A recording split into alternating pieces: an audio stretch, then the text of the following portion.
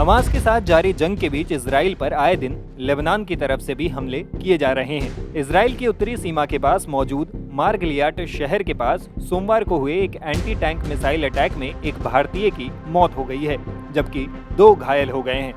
Media reports के मुताबिक ये तीनों भारतीय केरल के रहने वाले हैं।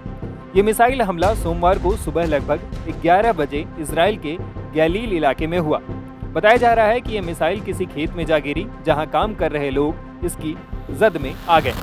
इस हमले में मारे गए भारतीय नागरिक की पहचान केरल के कोल्लम के रहने वाले पट्टनीवीन मैक्सवेल के रूप में की गई है। घायलों की पहचान बुश, जोसेफ जॉर्ज और पॉल मेलविन के तौर पर की गई है।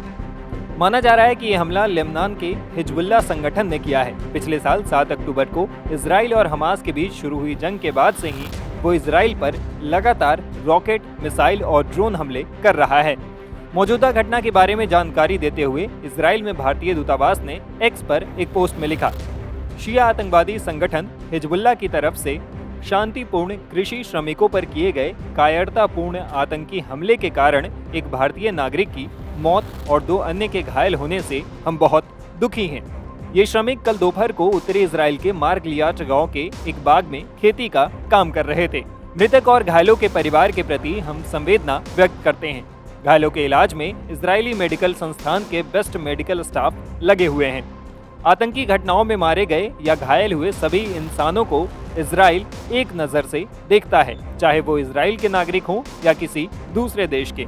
हम उन परिवारों की सहायता के लिए खड़े रहेंगे।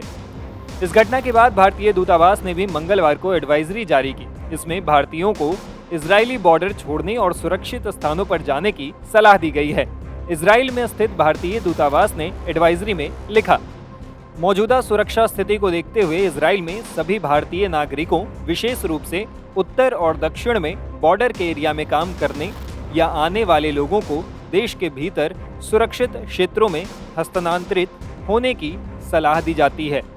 हम भारतीयों की सुरक्षा को लेकर इजराइल के अधिकारियों के संपर्क में हैं। आप इमरजेंसी हेल्पलाइन नंबर 97-235-226748 पर फोन और consul.telaviv@mea.gov.in पर किसी भी समय ईमेल कर सकते हैं। बता दें, इजराइल और हमास के बीच पिछले साल 7 अक्टूबर से जंग जारी है। सबसे पहले हमास ने इजराइल पर करीब 5000 रॉकेट दागे थे। इसके बाद से ही दोनों आमने सामने हैं। इजराइल ने हमास को पूरी तरह से खत्म करने की कसम खाई है। टाइम्स नाउ भारत डिजिटल की रिपोर्ट।